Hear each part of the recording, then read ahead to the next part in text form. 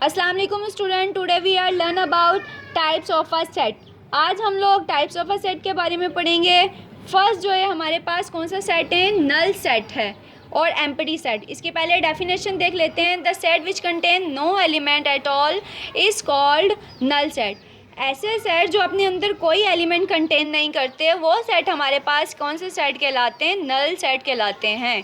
ठीक है, हम लोग इनको डिनोट कैसे करते हैं? हम लोग इनको डिनोट फाइव से भी कर सकते हैं, यूँ खाली ब्रैकेट से भी कर सकते हैं। स्टूडेंट यहाँ पर ये एक बात याद रखिएगा कि हम लोग नल सेट को कभी भी इस तरह शो नहीं कर सकते। इसका क्या मतलब है कि इस सेट के अंदर एक सेट फाइव जो है वो कंटेन कर रहा है, जबकि नल की सेट के अंदर कोई एलिमेंट कंटेन नहीं करना चाहिए, कोई एलिमेंट नहीं होना चाहिए, वो सेट खाली होना चाहिए। तो वो सेट हमारे पास कौन से सेट कहलाते हैं, नल सेट कहलाते हैं। ठीक है, सेकंड हमारे पास कौन सा आ जाता है, फाइनाइट सेट आ जाता है। फाइनाइट सेट हमारे पास कौन से सेट होते हैं जो कि हम लोग काउंट कर सकते हो। काउंटेबल सेट जो होते हैं हमारे पास फाइनाइट सेट कहलाते हैं। और काउंट हम लोग थ्रू नेचुरल नंबर कर सकते हैं। फॉर एग्जांपल 1 2 3 4 5, तो ये हमारे पास सेट कौन से सेट कहलाते हैं, फाइनाइट सेट कहलाते हैं। फॉर एग्जांपल मेरे पास एक एग्जांपल है 1 2 3 4 5, ये 5 तक का मेरे पास एक सेट है, मैं इसको काउंट कर सकती हूँ।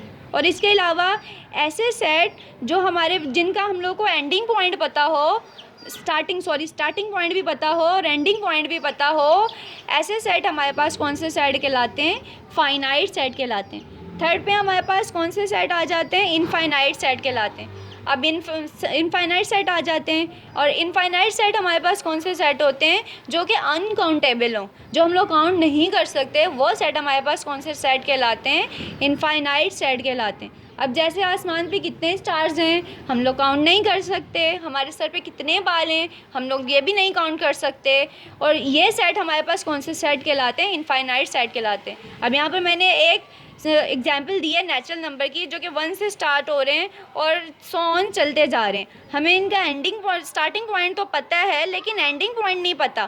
तो ऐसे क्या कहते हैं, सेट हमारे पास कौन से सेट कहलाते हैं, इनफाइनाइट सेट कहलाते हैं। यहाँ तक क्लियर हुई बात स्टूडेंट्स आप लोगों को? अब जो है फोर्थ पर जो आ जाता है हमारे पास कार्डिनलिटी ऑफ अ सेट। अच्छा, कार्डिनलिटी ऑफ अ सेट क्या कहलाती है कि size of a set is called a cardinality of a set, कि एक सेट के अंदर हमारे पास कितने एलिमेंट्स हैं वो उसकी सेट की क्या कहलाएगी, कार्डिनलिटी कहलाएगी। ठीक है, अब यहाँ पर हमारे पास एक सेट है, यहाँ पर हमारे पास कितने एलिमेंट्स हैं इसके अंदर, 1 2 3 4 5 6 एलिमेंट है। तो हमारे पास कार्डिनलिटी ऑफ सेट ए कितनी है, हमारे पास 6 है। ठीक है स्टूडेंट्स, ये बात हुई क्लियर। फिफ्थ पे हमारे पास आ जाता है इक्विवेलेंट सेट। अब इक्विवेलेंट सेट कौन सा सेट होता है, फॉर एग्जांपल एक सेट है मेरे पास ए, उसके जो एलिमेंट्स हैं वो क्या है हमारे पास, ए बी सी डी, और दूसरा एलिमेंट है बी और उसके एलिमेंट हमारे पास क्या है, 1 2 3 4। ठीक है, अब ऐसे सेट हमारे पास कौन से सेट कहलाते हैं, इक्विवेलेंट सेट कहलाते हैं। अब ये इक्विवेलेंट सेट कैसे इक्विवेलेंट सेट है ये देख लें कि इनकी कार्डिनलिटी तो हमारे पास सेम है। फॉर एग्जांपल सेट ए की जो कार्डिनलिटी है वो हमारे पास कितनी है, 4 है। इसी तरह हमारे पास सेट बी की जो कार्डिनलिटी है वो भी हमारे पास कितनी है, 4 है। दोनों की कार्डिनलिटी हमारे पास इक्वल है, लेकिन कार्डिनलिटी तो इक्वल है लेकिन हमारे पास जो इसके मेंबर हैं, जो इसके एलिमेंट हैं वो सेम नहीं है। ऐसे सेट जिनकी कार्डिनलिटी तो सेम हो लेकिन इनके मेंबर सेम ना हो, फॉर एग्जांपल यहाँ पर ए है तो यहाँ पर क्या है, 1 है, यहाँ पर बी है तो यहाँ पर क्या है, 2 है, यहाँ पर सी है तो यहाँ पर क्या है, 3 है, यहाँ पर डी है तो यहाँ पर क्या है, 4 है, इनकी वैल्यूज़ डिफरेंट है। तो ऐसे सेट हमारे पास कौन से सेट कहलाते हैं, इक्विवेलेंट सेट कहलाते हैं। इस तरह 6 पर हमारे पास कौन सा सेट आ जाता है, इक्वल सेट आ जाता है। अब इक्वल सेट कौन सा सेट होते हैं, अब फॉर एग्जांपल सेट है, यहाँ पर मेरे पास सेट ए की जो कार्डिनलिटी है वो कितनी है, 4 है, और इसी तरह सेट बी की जो मेरे पास कार्डिनलिटी है वो कितनी है, 4 है। कार्डिनलिटी तो मेरे पास दोनों सेट की क्या है, सेम है। ठीक है स्टूडेंट्स, तो लेकिन इनके जो वैल्यूज़ हैं इस सेट की, यहाँ पर ए है, यहाँ पर भी मेरे पास ए कंटेन कर रहा है, यहाँ पर बी है तो यहाँ पर भी मेरे पास बी कंटेन कर रहा है, मतलब दोनों सेट की कार्डिनलिटी तो सेम है और साथ ही साथ मेरे पास जो इन दोनों के मेंबर्स हैं वो भी सेम है।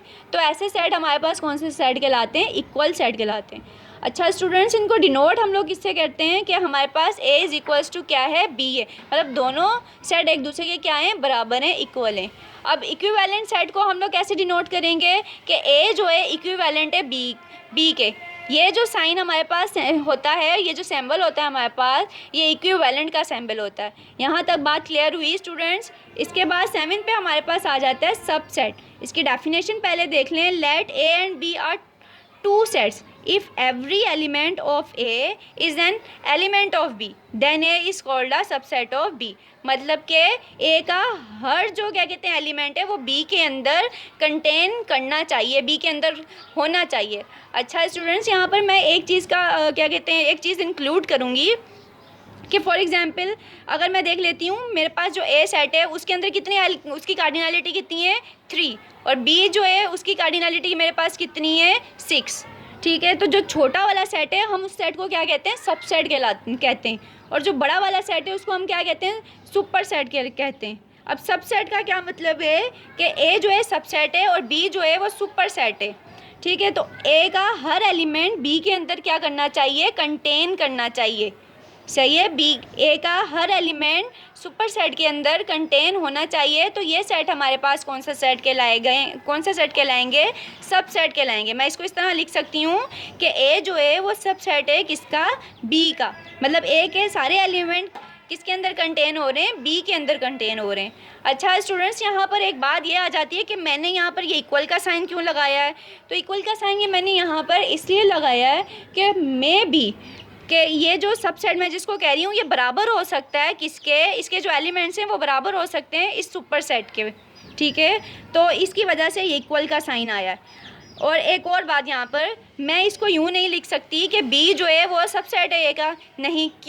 क्योंकि जो बी के एलिमेंट है वो तमाम के तमाम ए में मौजूद नहीं है, ए में नहीं आ रहे, तो बी जो है वो सबसेट नहीं है ए का। यहाँ तक हुई बात क्लियर। इसके बाद आ जाता है प्रॉपर सेट।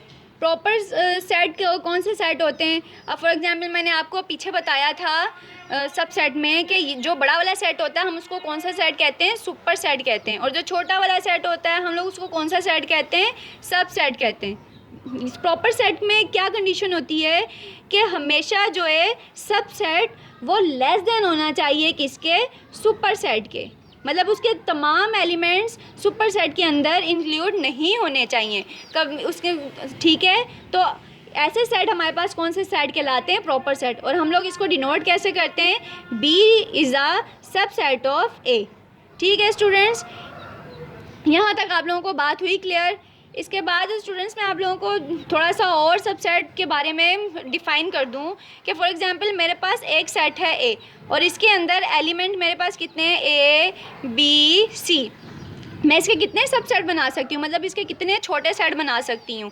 अब हमेशा याद रखना ये बात कि एम्प्टी सेट जो होता है वो हर सेट का सबसेट होता है।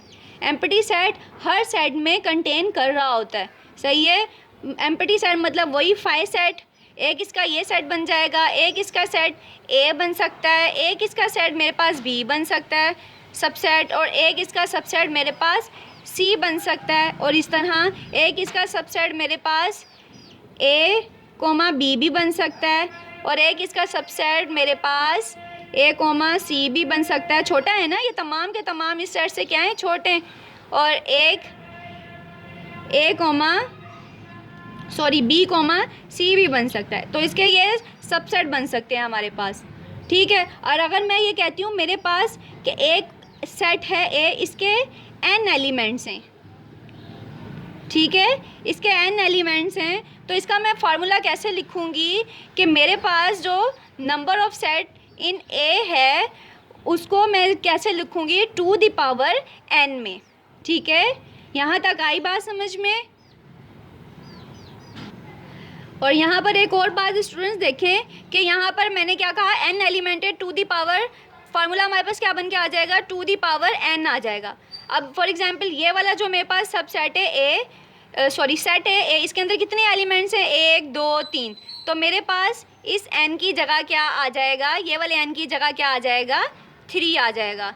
यहाँ तक हुई बात समझ, यहाँ तक बात क्लियर हुई। तो इससे हम लोग को क्या पता चलता है, अगर मैं इसको ओपन करूं तो ये मेरे पास 2 कितने टाइम्स ओपन होगा 3 टाइम्स ओपन होगा, क्योंकि इसकी पावर कितनी है 3। ठीक है, 2 × 2 × 2, तो 2 2 ज़ा 4, 4 2 ज़ा 8, तो इससे क्या हमें पता चलता है कि यहाँ पर हमारे कितने सेट बनने चाहिए, यहाँ पर हमारे 8 सबसेट बनने चाहिए इस सेट के। ठीक है स्टूडेंट्स। 9 पे हमारे पास कौन सा क्या कहते हैं सेट आ जाता है, पावर सेट। अब पावर सेट हमारे पास कौन से सेट होते हैं, मैंने आपको पीछे बताया कि क्या नाम है, इस सेट के हमारे पास कितने सबसेट बन सकते हैं। एक हमारे पास सबसेट ए बन सकता है, 5 बन सकता है। एक सबसेट मेरे पास ए बन सकता है। एक सबसेट मेरे पास कितना बन सकता है, बी बन सकता है। और एक सबसेट खुद ये ए कॉमा बी बन सकता है। ठीक है, तो अब इन सब सबसेट की मैं कलेक्शन को क्या कहूँगी, पावर सेट। अगर फॉर एग्जाम्पल मैं इसको लिखूँगी कैसे, P of B, power set of B. अब मैं इन सब सबसेट को कलेक्ट कर देती हूँ एक सेट के अंदर इस तरह। ठीक है स्टूडेंट्स, तो ये मेरे पास क्या कहलाएंगे, पावर सेट कहलाएंगे। मतलब collection of all subset is called a power set. ये बात क्लियर हो गई स्टूडेंट्स आप लोगों को। आई होप कि मेरी ये जो टॉपिक है आप लोगों को समझ में आया होगा। और अगर इसमें कोई कन्फ्यूजन है, कोई क्वेश्चन है, तो आप लोग मुझसे पूछ सकते हैं। ठीक है, थैंक यू।